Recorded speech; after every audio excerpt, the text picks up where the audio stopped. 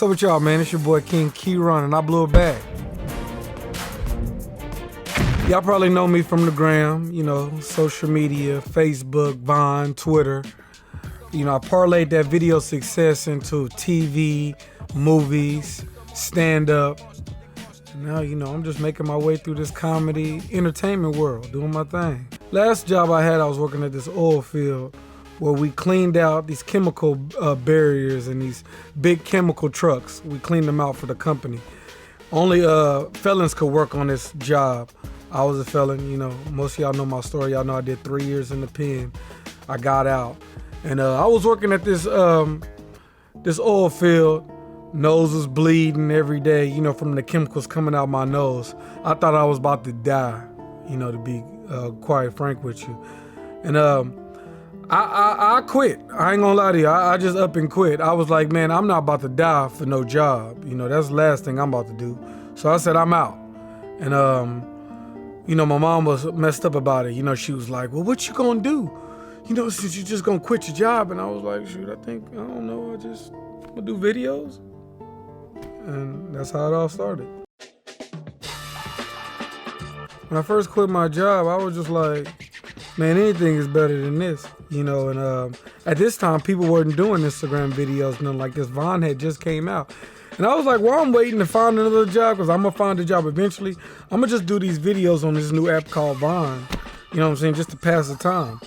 And so actually, I stumbled into my new job, which was comedy. My first big video was, I did a video about the Meek Mill intro song, about how you feel when you listen to it. And I played the beginning of the song.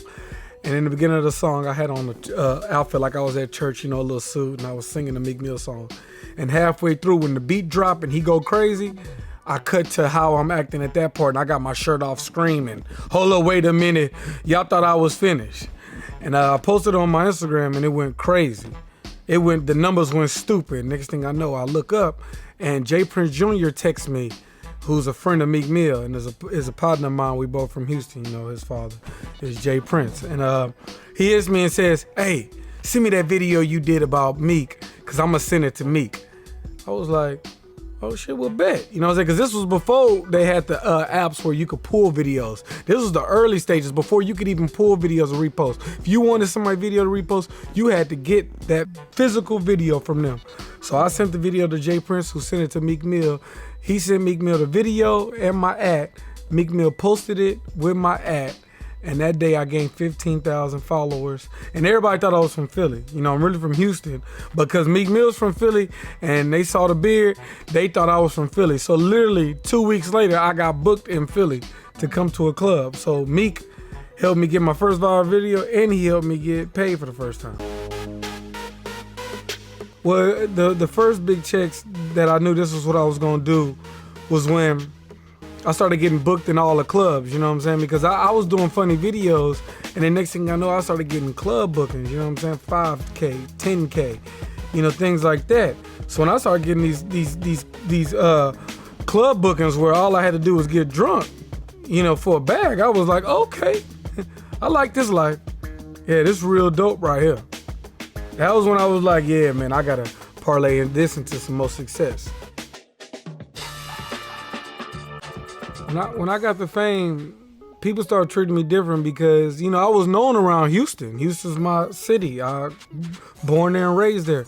But now I'm going to those same clubs that I was just paying $10 to get in, and they was letting me in the club for free. And then they were giving me a bottle for free.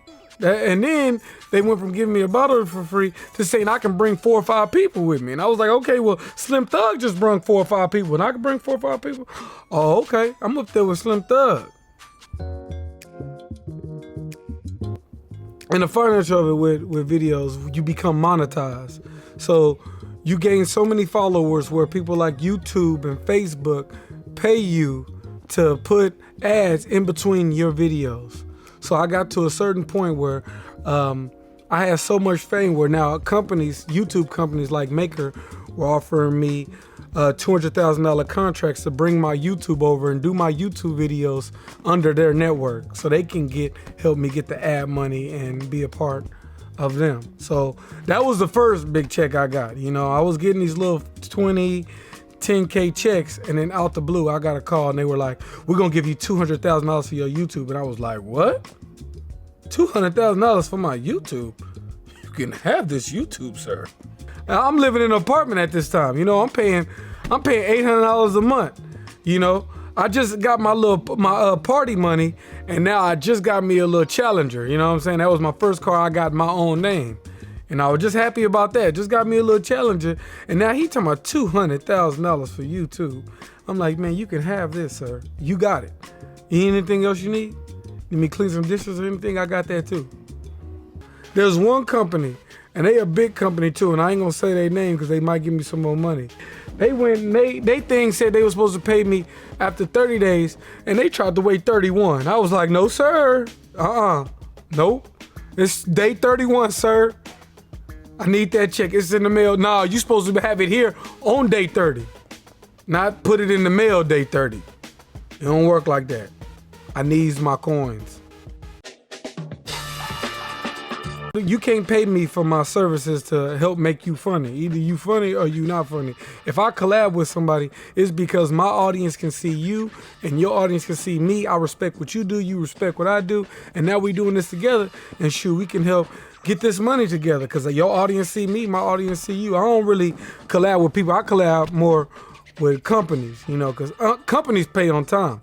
You know, they give you an invoice and they give you when they're going to pay. They'll say, look, we're going to pay this invoice in 30 days. So you can put on the calendar, you getting that money in 30 days.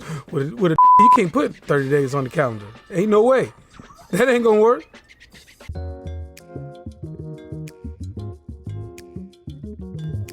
Yeah, my family, they didn't treat me different, but they treated me different. Like they only treated me different with asking me for stuff because they know I got it.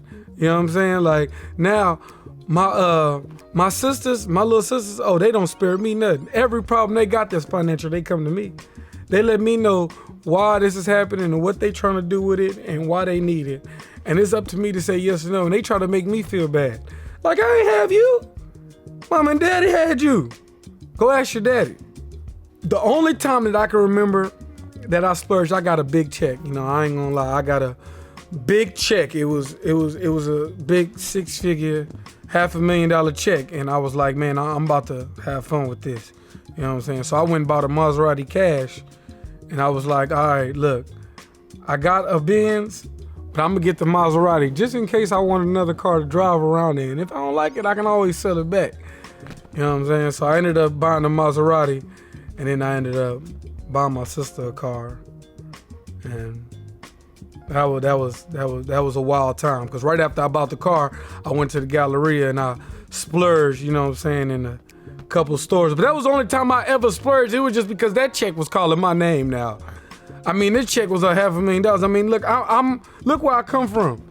Now I got a check like this and they just telling me to act regular. I'm like, nah, I got to throw some of this around. But besides that, I've been great with it. I just make sure to take care of family and family only. Besides that, Maserati.